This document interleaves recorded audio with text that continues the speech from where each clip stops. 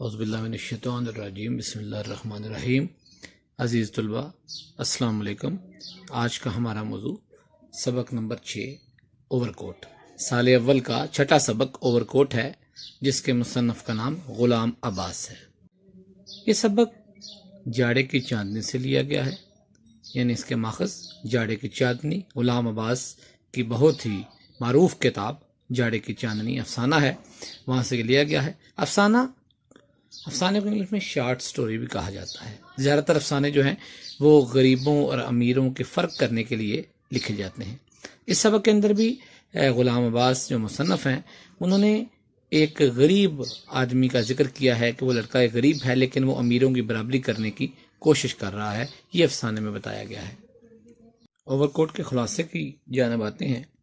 جنوری کی ایک سرد شام کو ایک خوش لباس نوجوان ڈیوس روڈ سے گزر کر مال روڈ پہنچا۔ وہ خاصا فیشنیبل معلوم ہوتا تھا۔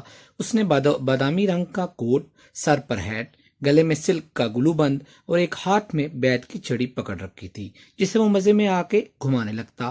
سخت سردی کے باوجود وہ بہت اطمینان سے چل رہا تھا۔ کوئی تانگے یا ٹیکسی والا اس سے کہیں جانے کا پوچھتا تو وہ ٹال دیتا۔ جو چیرنگ کراس کی طرف بڑھا، اس کی طبیعت کی شوخی میں اضافہ ہونے لگا۔ راستے میں وہ گھاس پر بچوں کو کھیلتے دیکھ کر رکا، پھر سیمنٹ کے بینچ پر بیٹھ گیا۔ وہ سامنے سے گزرتے ہوئے ہر وضع اور کماش کے لوگوں کو دیکھتا رہا، مگر کسی سے متاثر نہ ہوا۔ نوجوان کا اپنا اوور کوٹ خاصا پرانا ہونے کے باوجود صاف ستھرا تھا۔ اس پر سلوٹ نام کی کوئی چیز نہ تھی۔ نوجوان نے سگریٹ خرید کر پیا، پھر مال روڈ کے فٹ پاتھ پر چلنے لگا۔ راستے میں ایک چھوٹے سے بک سٹال پر اس نے کئی رسالے دیکھے، مگر انہیں واپس ان کی جگہ پر رکھ دیا۔ وہ قالینوں کی دکان میں داخل ہوا اور ایک ایرانی قالین کی قیمت پوچھی، مگر خریدے بغیر باہر نکل آیا اور آگے چل دیا۔ اب وہ ہائی کورٹ کی عمارتوں کے سامنے سے گزر رہا تھا، لیکن اس کی شوخی میں فرق نہ آیا تھا۔ اس نے کئی چہروں کو دیکھا تھا، مگر کسی سے متاثر نہ ہوا۔